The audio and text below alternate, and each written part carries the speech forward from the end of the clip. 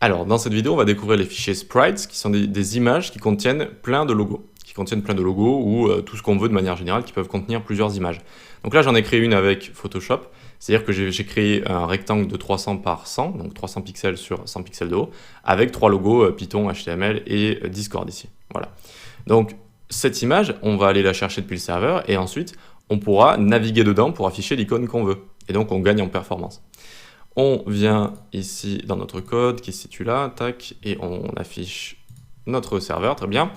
Div.logo de là, et on fait x3. Qu'est-ce que ça fait? Ça fait 3 divs avec la classe logo pour styliser nos petites boxes, et logo 1, ensuite 2, 3 pour se déplacer dans l'image sprite. Cette image, elle est dans ressources ici, et vous pouvez la voir en description si vous voulez, sinon vous pouvez juste regarder la vidéo.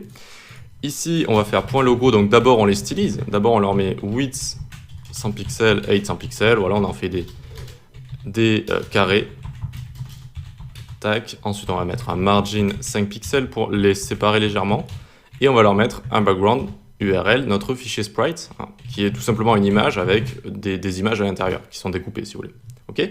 Donc là, on commence à avoir notre première image, c'est normal. Hop, on a ici notre Python. Là.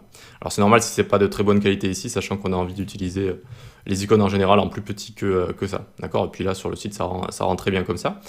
Donc on a Python qui est juste ici, super. On a envie d'afficher maintenant HTML et Discord sur les deux suivants. Comment on va faire? On va venir ici. Et donc là, logo 1, c'est comme si on avait mis background position. Alors, normalement ça fonctionne BG pose 0, 0, donc 0 sur X, 0 sur Y. On est en début de photo, d'accord? Donc on est sur 0 sur X, 0 sur Y.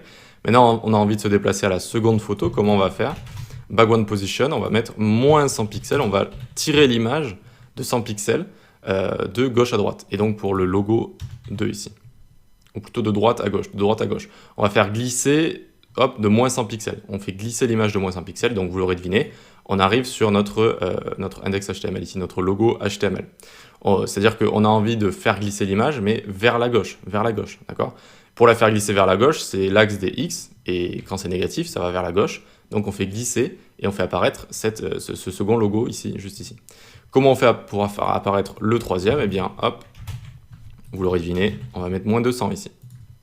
Et tadam, on aura nos trois logos ici avec une seule image. Tout ça vient d'une seule image.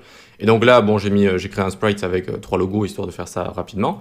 Mais on peut faire finalement des sprites avec des centaines de logos, si on veut. Tous les logos de notre site, par exemple. Voilà.